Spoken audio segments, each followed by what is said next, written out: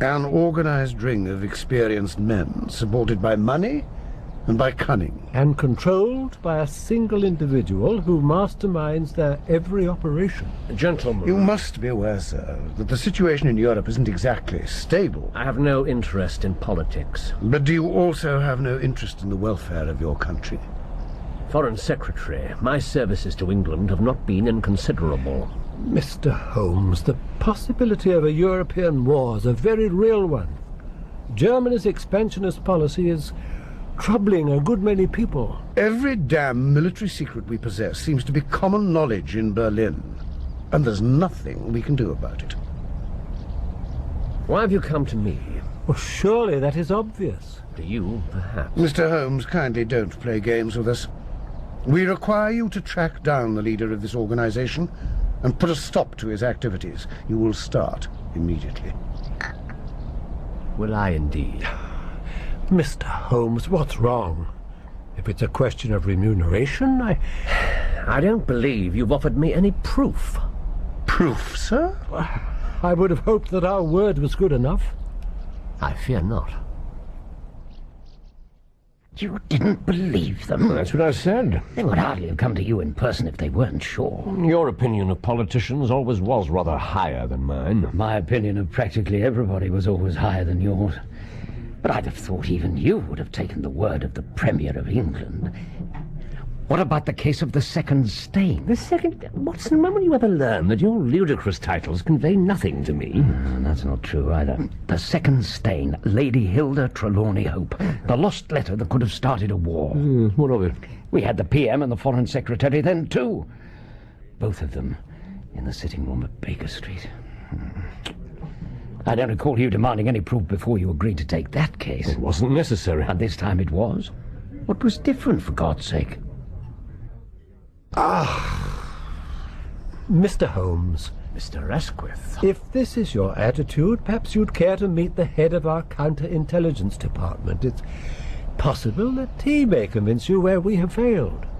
His name is Vernon Kell. A first-class man, impeccable military career. A soldier. Oh, he's retired from the service. Now he works in close collaboration with Scotland Yard. Then he has my sympathy. You'll meet him? I've little patience with a military mind. Mr. Holmes, Kell was never a typical army man. He speaks 7 languages, has an enormous range of interests, and has travelled widely in the Far East. A man after your own heart, sir. We can have him here by late afternoon. He's in London. He is. Then I shall go and see him there.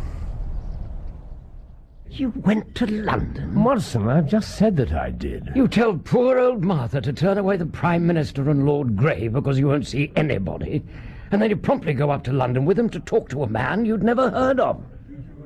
I had my reasons. Mr. Holmes, Captain Kell. I can't tell you what a pleasure this is. Thank you for agreeing to see me.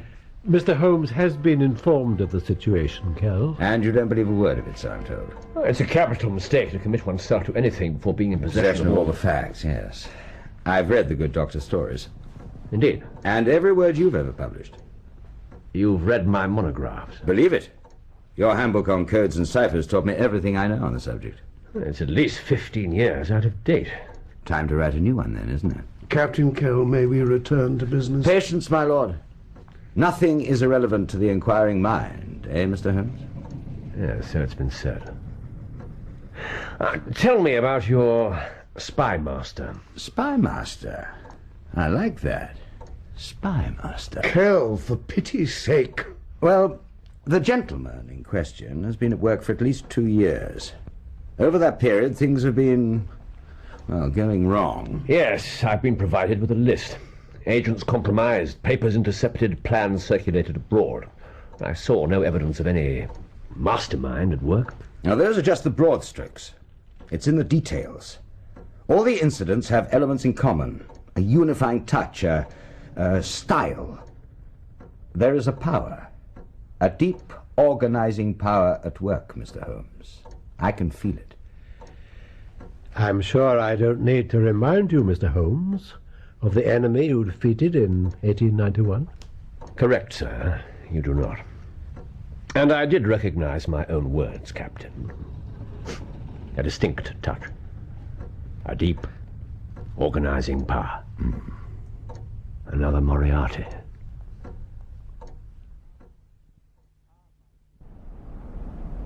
Ah, my dear Altamont, such a pleasure. Welcome to England. Another Moriarty. No wonder they came to you. That was a lifetime ago. No, Holmes. Just a few years. A lifetime. I like the sound of this Kell chap. Because he's read all your books? Yours too. Did he look at his evidence? Oh, yes. And? I agree with you. The Central Controller is operating an elite espionage ring in this country. As we told you from the beginning. Well, how can we flash this man out into the open? You can't. You're saying there's nothing we can do? I'm saying nothing of the kind, but you'll never flush him out. Not directly. Indirectly, then. As it might be possible. How long would it take? My dear Foreign Secretary, we're not discussing a railway journey. There's no timetable involved. It will take as long as it takes. So, Mr. Holmes, whatever resources you require will be made available to you. Naturally, you'll have an unlimited budget. Now, when can you start your investigation? Mr. Holmes, what's wrong? You said no, didn't you? You turned them down. Watson, you never cease to amaze me. Am I wrong? No, you're not wrong. I knew you were leading up to something. We're not at the end of the story yet. No. No, I can see that we're not. Holmes, why? Why did you refuse? Because I didn't think I could do it. You turned them down because you were afraid of failing? It was too important. The smallest slip in the investigation, and he would have known about it. The entire network would have been reorganized. It would have set everything back years. And you truly thought you couldn't do it? Holmes, were you ill? No, I was in excellent health. Oh, your mind's as sharp as it's ever been. I don't understand why you had any doubts. Because times change, Doctor. Times change, and the world changes with them. Mr. Holmes? Wait. I didn't think I'd catch you. Well, why did you try? Give me 10 minutes of your time. Kell, there really isn't any point. You were surprised that I went to London. You said you needed proof. A lie. A bluff. As you realized. Then what was the real reason? It was a test. I used to be more at home in London than anywhere else in the world. I knew its every mood. There were times when I felt that not a single thing could happen in the entire city without me being aware of it. And? It had all gone. The place had changed more than I would have thought possible. The place, the people, everything. And not just London. It's not my world anymore. I'm an anachronism, Watson. A precision instrument on a mass-produced planet. I come here sometimes when I'm trying to work things out. I like watching the ducks. Damn silly, don't you think? Thanks for agreeing to talk. I'm not entirely sure why I did. I don't believe you. They were very angry. They had no right to take me for granted. I've retired. They knew that. You know, I've wondered for years about your retirement. You weren't old, you were what, 50? 49. So why should a man at the peak of his powers suddenly just give it all up? There was still work to be done. Perhaps I wasn't the right person to do it. Not anymore. My God. This dates back as far as that? Those last few cases, I was slow. I was stupid. No. Watson, it was time to stop. Did you explain all this to Kell? I didn't need to. He worked it out for himself. Congratulations. An excellent piece of deduction. I told you. I learned everything I know from you. You were wrong, of course.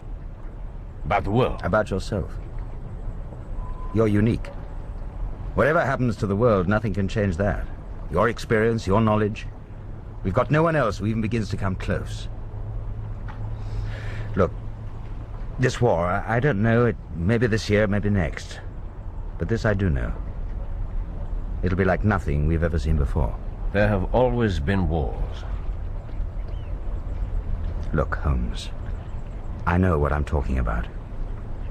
The Germans are working on weapons that'll make our present stuff seem like toys. This war won't be a gentlemanly disagreement played out by rules.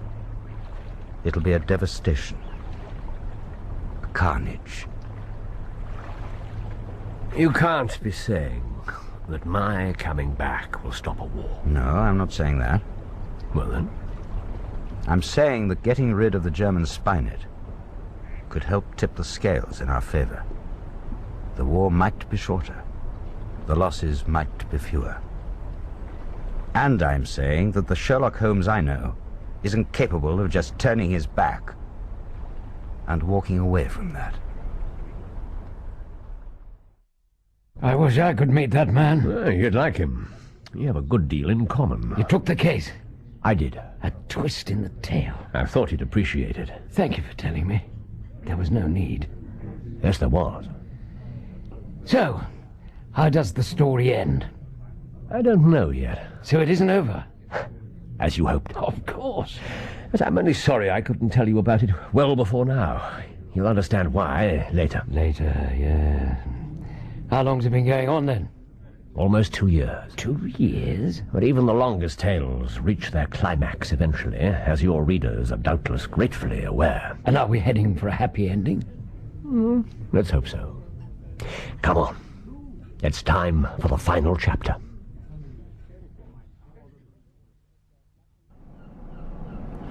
Look at that sunset. Like an open wound cutting the sky in two. Inspiring. I had no idea he was such a poet. One of my many talents. You'll probably be back home within the week. Indeed. Oh, yes. Matters are at a head. You'll travel as a member of the embassy staff. It's all arranged. Excellent. Thank you. What lights are those? Harwich, the naval dockyard. Still and peaceful it all seems. There may be other lights within the week. You know, of course, that they are not in the least ready. It is hard to believe. Inconceivable. I suppose you are sure? Oh, yes, thanks to the information from your little treasure. I've never shown you my collection, have I? No. Step inside for a moment, please.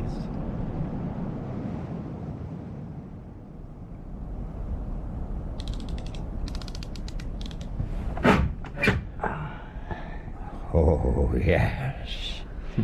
Very fine. I have Altamont to thank for most of it. The celebrated Altamont. He's expensive, but worth every penny. I do admire organization. Yeah. Everything neatly classified. Harbour defences. Aeroplate. Ireland. The Channel. Rosyth. Excellent. Thank you. Of course, these are mostly originals. Too delicate to send abroad. The copies were every bit as welcome. Good. Good. My collection still lacks its crowning glory. Indeed. What would you say is England's greatest strength? Their navy. They control the waters, on the surface at least. Suppose we could anticipate the movements. What are you saying? The Admiralty has just totally revised its signal codes. Semaphore, Marconi, lamps, written orders. Everything. And? A copy of the new code book will be delivered here at 10 o'clock tonight. My dear von Bork.